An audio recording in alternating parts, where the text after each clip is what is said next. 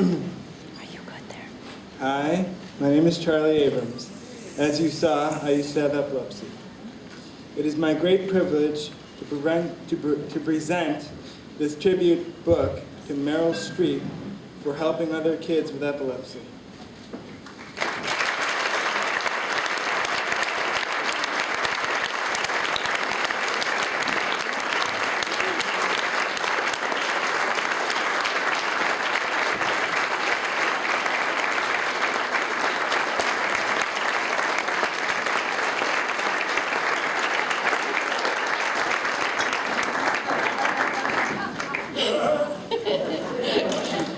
Thanks, Charlie. Oh, gosh. I've gotten so many awards, deserved and, frankly, undeserved in my life. But this one, I think, is probably the most, the one that moved me the most and meant the most to me personally and emotionally. I met Charlie, Jim and Nancy, 20 years ago in Santa Monica, California, and we were all parents of young children that attended the same school. And we were, oh my God, you know, we shared all the stories of parenting hell and coffee and jokes in the carpool line. And as I got to know them better, I became more aware of the singular and seemingly lonely battle that they were waging on behalf of their youngest child, Charlie's health. And it just pierced my heart. He suffered multiple seizures as a baby and a toddler, and in the days before, nobody can remember this, but internet access,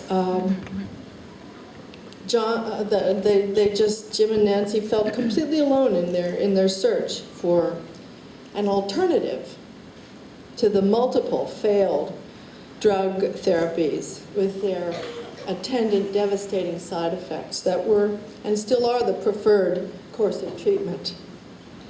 They were very lucky that in their relentless research and reading in the library, they stumbled upon the ketogenic diet. But they were also so daring in deciding to pursue it in defiance of the finest doctor's advice, which is a terrifying thing to do when your child's health is at stake. It's an incredibly brave stance, but they were desperate, and they were determined to follow through with it. Even as difficult as the regimen can be to implement, they had an instinct, and they had a belief that all the stories they'd read and that they'd heard about were not just stories, they were true testimonials. And so, because of their daring and their defiance and their determination, they witnessed a miracle. The ketogenic diet gave them their boy back.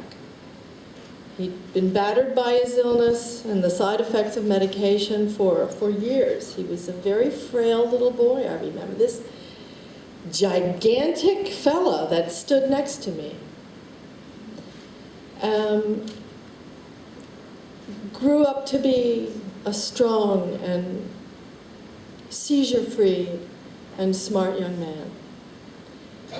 They were elated by their victory over this very cruel affliction, but also their victory over the ignorance and the willful antagonism that they'd faced from the medical community that seemed unwilling to support and even ready to thwart their efforts at every turn. So they took an enormous gamble, and they won big. But instead of gathering up their winnings and going home with their own good fortune, they made a vow that they have followed through with every day since. They made a vow that they would not allow other families to similarly suffer and stay in the dark about their options and the solutions available to them. They would not allow the medical profession to remain disdainful of a method that we now know brings to at least half of patients a reduction of seizures from between 50 and 90%. They made it their mission to connect doctors with doctors and nurses and clinicians and dietitians and researchers in a network of information sharing that benefits everybody. And they made it their mission to connect parents with parents, to share stories and frustrations and information, and above all, hope. Hope that help is out there, that support is out there, and that each family is not alone in their struggle. They made the Charlie Foundation, this miraculous organization that may have done more to promote understanding and access to information across all treatment protocols than any other, into the mysteries and the methods of curing epilepsy.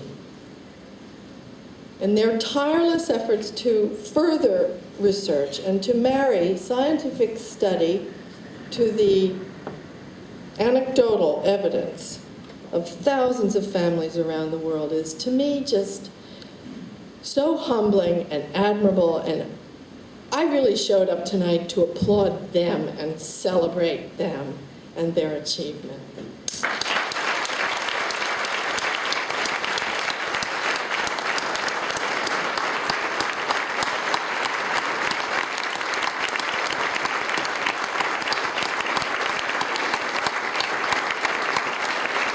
I'm not done.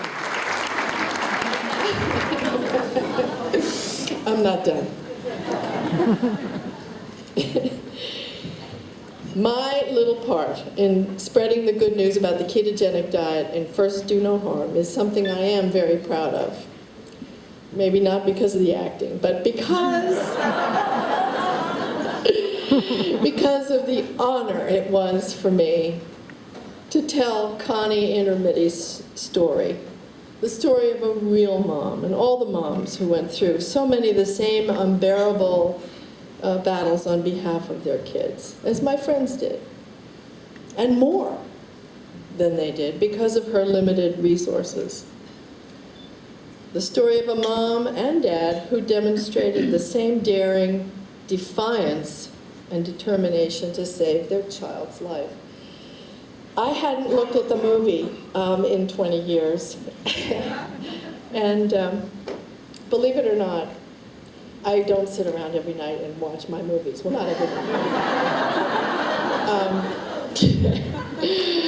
But I am currently on location in Oklahoma shooting a movie, and I'm living right next door to my co-star, Margot Martindale. And coincidentally, the last time I worked with Margot Martindale was in First Do No Harm. So Jim sent us a DVD, and we plopped down on the couch last night and we watched it. We were struck by two things. First, how young and cute we really were.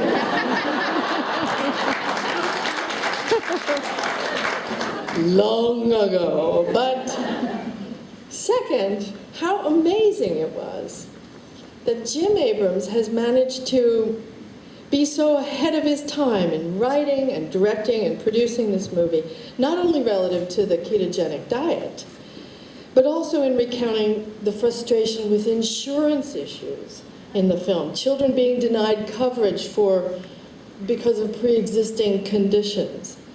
The insanity of submitting and resubmitting forms and being rejected by insurers.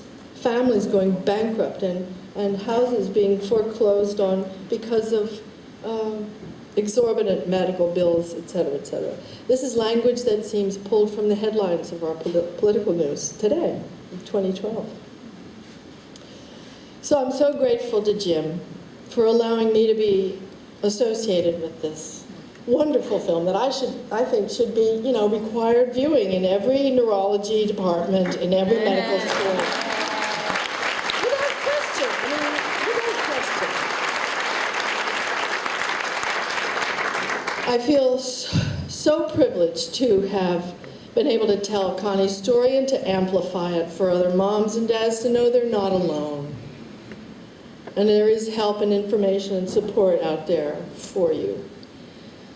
And I'm very grateful tonight to be a part of the effort to spread the word and the hope and the money to the Rush University Hospital Center and Dr. Balabanov. And I wish you luck with that.